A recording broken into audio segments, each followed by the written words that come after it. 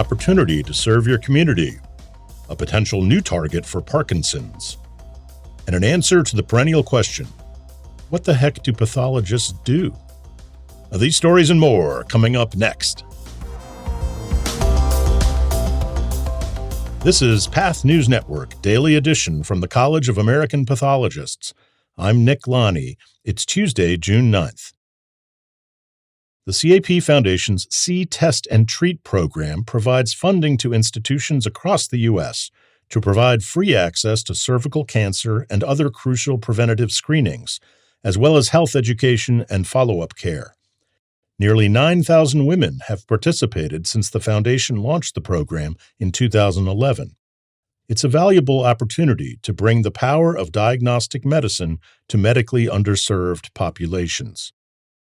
The program's application process for 2027 begins next week. The foundation will accept applications from June 18th to September 4th. All applications must be submitted through the foundation's online portal. The application includes several required submissions, so if you would like to lead a See, Test, and Treat program at your institution, it's time to get started. For more information, go to foundation.cap.org. Although medicine has made progress in treating symptoms of Parkinson's disease, it remains incurable and its progression can't be slowed. But researchers at the University of Pennsylvania's Perelman School of Medicine reported a promising finding on that front in the journal Neuron last month. Earlier research identified glycoprotein non-metastatic melanoma B, or GPNMB, as a key molecule in understanding Parkinson's. GPNMB damages brain tissue, which in turn causes more GPNMB to be produced, and that vicious cycle drives the disease's progression. The researchers reported that they have developed antibodies in the laboratory that can block GPNMB, which could eventually lead to a medicine that slows the disease in humans.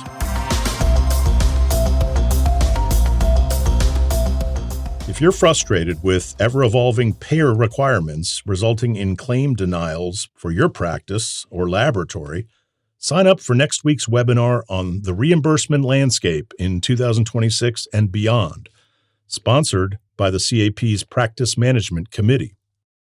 The one-hour session on June 16th at 1 p.m. Central will feature experienced practitioners providing practical insights and tips on dealing with the current reimbursement landscape, emerging payer trends, and the most common pressure points affecting pathology practices today.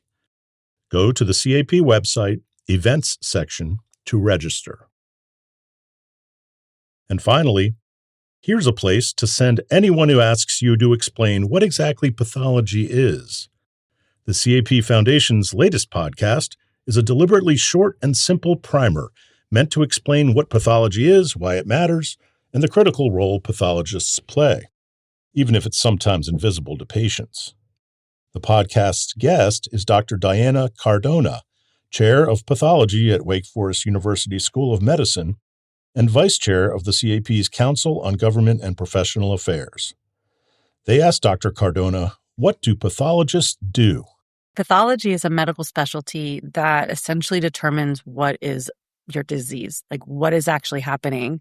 And they do that by looking at blood, tissue samples, sometimes body fluids. Usually if folks know about pathology, they know because of forensics or autopsies, but that's really just a very small portion of what we do because we're really behind the scenes. Our work is in the lab. They also posed a hypothetical question. What if pathology disappeared tomorrow?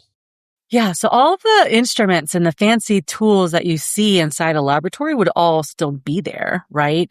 But it's the experts behind those instruments, behind the diagnoses that wouldn't be there, ensuring that it's being done correctly, safely, with the highest degree of quality. Cancer care would almost essentially come to a stall because you wouldn't be sure that you're giving the patients the right diagnoses. Infections may not be treated effectively, and a lot more broad antibiotics would be given, which are hopefully or traditionally could be quite toxic for patients, and that's dangerous.